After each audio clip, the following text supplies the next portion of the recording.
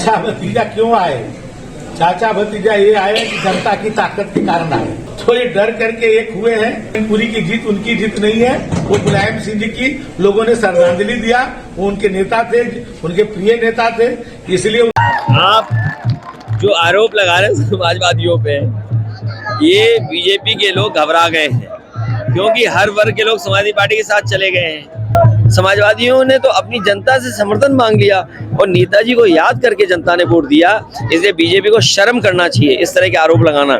एक तरफ तो ये नेताजी की दुआई देते हैं, नेताजी को सम्मान देते हैं, और वहीं मैनपुरी में बीजेपी को मिली हार के बाद यूपी के बीजेपी मंत्री कई तरह के बयान दे रहे हैं और कुछ इसी तरह का बयान अब सामने आया है यूपी के परिवहन मंत्री दयाशंकर सिंह का। दरअसल गुजरात चुनाव में बीजेपी की जीत पर कार्यकर्ताओं में उत्साह है। यूपी के परिवहन मंत्री दयाशंकर सिंह ने भी गुजरात चुनाव की जीत पर खुशी जाहिर की। परिवहन मंत्री दयाशंकर सिंह ने कहा कि गुजरात में भाजपा को भाजपा से ही चुनौती थी, क्योंकि प्रधानमंत्री मोदी ने वहां जो विकास किए हैं उससे गुजरात हर क्षेत्र में विकसित हो चुका है। वहीं मैनपुरी उपचुनाव में मिली हार पर उन्होंने कहा कि जनता ने सपा को नहीं बल्कि मुलायम सिंह को श्रद्धांजलि के तौर पर वोट दिया है। मंत्री जी, एक राजनीतिक सवाल अभी आपने मंच से सीधे परिवार को लेकर साधा है। क्या चाचा भतीजे साथ आ गए तो भाजपा कुछ चिंतित है? चाचा भतीजा क्यों आए? चाचा भतीजा ये आए कि जनता की ताकत के कारण आए। जब आजमगढ़ और रामपुर की उनकी सियासत ध्वस्त हो गई, मैनपुरी अंतिम किला बचा हुआ था। थोड़े डर करके एक हुए हैं। और आप मैनपुरी की जीत उनकी जीत नहीं है, वो मुलायम सिंह जी की लोगों ने श्रद्धांजलि दिया। वो उनके नेता थे, उनके प्रिय नेता थे, इसलिए उन्होंने उनसे श्रद्धांजलि मांगा। लोगों ने उनको श्रद्धांजलि के रूप में वोट दिया।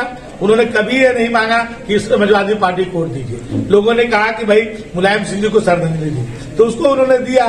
तो एकता है, एकता बनी रहे, ये बहुत खुशी की बात है।